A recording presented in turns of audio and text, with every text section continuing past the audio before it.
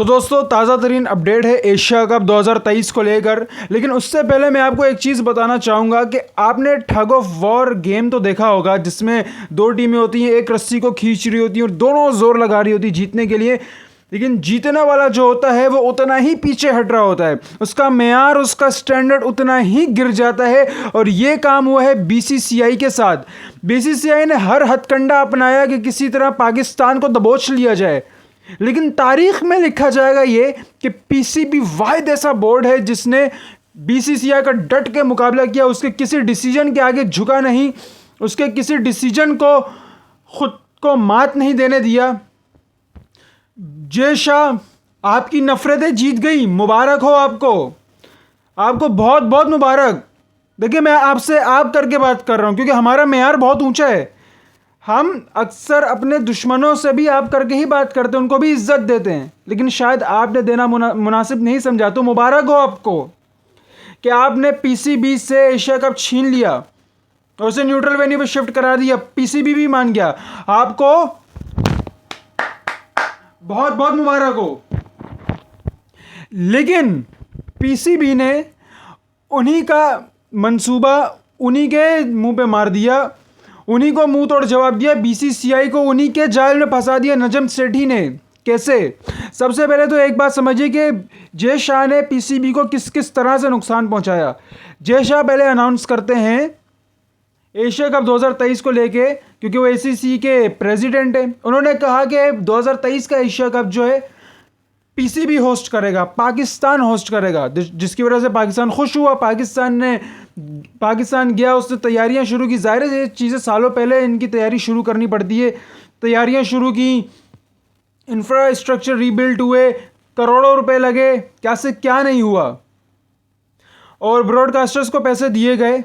तो पाकिस्तान ने करोड़ों रुपए इसके ऊपर खर्च किए और एंड में अगर बीसीसीआई के चेयरमैन जय शाह ने गेम खेला तो उन्होंने बोला कि India will not travel for Pakistan.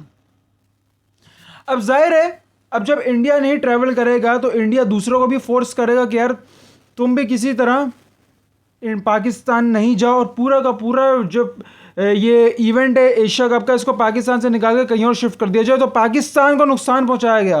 पहले हमें गलत फहमी दी गई कि आप जाइए एशिया कप होस्ट कीजिए, फिर उसके बाद इन्होंने पीछे से धोखा दिया हमें कि इन्होंने हमसे एशिया कप ही छीन लिया ताकि हमें डबल नुकसान हो। तो मतलब जितनी गंदी खसलतें हो सकती थी बीसीसीआई के अंदर, वो बीसीसीआई ने खुलकर बताई हैं।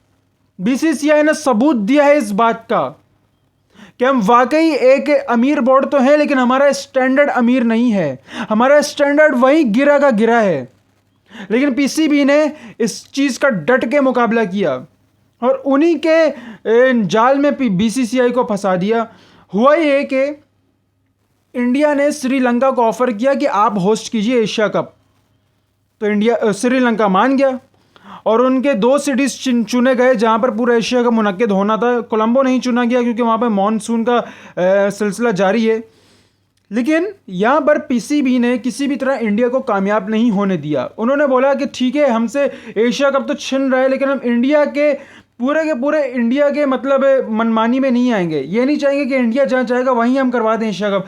पीसीबी ने यूएई को दोस्त बना लिया। जी हाँ, आप सही सुन रहे हैं। कल जो एसीसी की फाइनल मीटिंग हुई उसके अंदर नजम सेठी ने यूएई को अपना दोस्त बना लिया और कहा कि हम एशिया कप को यूएई में करवाएंगे। यहाँ पर बीसीसीआई को उनका दोबारा से ईगो हर्ट हुआ बीसीसीआई का। उन्होंने कहा कि नहीं, कैसे, हमसे पूछे बिना कैसे, हमारा तो प्लान श्रीलंका में करवाने का है, हम यूएई में करवा नहीं सकते, वहाँ पर गर्मी बहुत है। नजम सेठी ने यहाँ पर भी एक और बारी खेल गए। मतलब एक चेस का गेम चल रहा है, इन्होंने एक और मतलब चाल चल दी पीसीबी ने और कहा कि जब 2020 का आईपीएल यूएई में खेला जा सकता है, 2022 का एशिया कप जब यूएई में खेला जा सकता है, 2023 का क्यों नहीं खेला जा सकता। बीसीसीआई वही चुप। जय शाह के पास बोलने को कुछ नहीं, वैसे भी उनके कम्युनिकेशन स्किल अच्छे नहीं है, बोलने उनको वैसे भी नहीं आता। ऐसा लगता है जैसे स्पीच रट के आ रहे हैं, जैसे कि स्टूडेंट होता है ना, क्वेश्चन का आंसर रट के आता है, बिल्कुल वैसे ही लगता है। उनकी बॉडी लैंग्वेज भी उनका साथ नहीं देती। नजम सेठी ने मुंह तोड़ जवाब दिया इंडिया को, बीसीसीआई को, और कहा कि आप जो पैंतर आजमा लें, भले एशिया कप हमसे छीन लें, लेकिन मानेंगे तो हम भी आपकी नहीं। एशिया कप को न्यूट्रल वेन्यू पे करवाएंगे, लेकिन आपके कहे के मुताबिक नहीं, अपनी मर्जी से। अब इससे इंडिया को नुकसान क्या पहुंचेगा? इंडिया को नुकसान ये पहुंचेगा कि इंडिया के जो ताल्लुकात हैं वो श्रीलंका से ख़राब हो सकते हैं, और अगर इंडिया मना करेगा तो इंडिया के ताल्लुकात यूएई से भी ख़राब हो सकते हैं। यूएई भी चुप रूठ के बैठ जाएगा, रूठ जाएगा। और पीसीबी ने इंडिया को उसी के जाल में फंसा दिया, और that is a great Najam Sethi, you are best. India हमेशा हर मुल्क को पैसों के दम पे उसको चुप कराता रहा, लेकिन पीसीबी एक ऐसी कंट्री है, सॉरी एक ऐसा बोर्ड है जिसके पास इतना पैसा नहीं है शायद, लेकिन फिर भी बीसीसीआई के आगे झुका नहीं कि ऐसा अगर जैसे को तैसा जवाब दिया, ऐसा है तो फिर ऐसा ही सही। ऑस्ट्रेलिया, इंग्लैंड जैसे बड़े बड़े क्रिकेट बोर्ड बीसीसीआई के आगे दबते हैं, लेकिन heads of Najam Sethi, heads of PCB जो कि नहीं झुका बीसीसीआई के आगे। And shame on you BCCI, shame on you Jay Shah, कि आपकी नफरतें जीत गई, आपको मुबारक हो। मेरे पास बोलने को कुछ इतने अल्फाज नहीं है, क्योंकि मैं इस वक्त जितना खुश हूं, मुझे गूज बम्स आ रहे हैं इस वक्त। पीसीबी बेहतरीन काम कर चुका है, अब बेहतरीन चाल चल चुका है। अपना बहुत बहुत ख्याल रखिएगा, मिलते हैं एक नई वीडियो में, तब तक के लिए दीजिए इजाज़त, अल्लाह हाफिज़।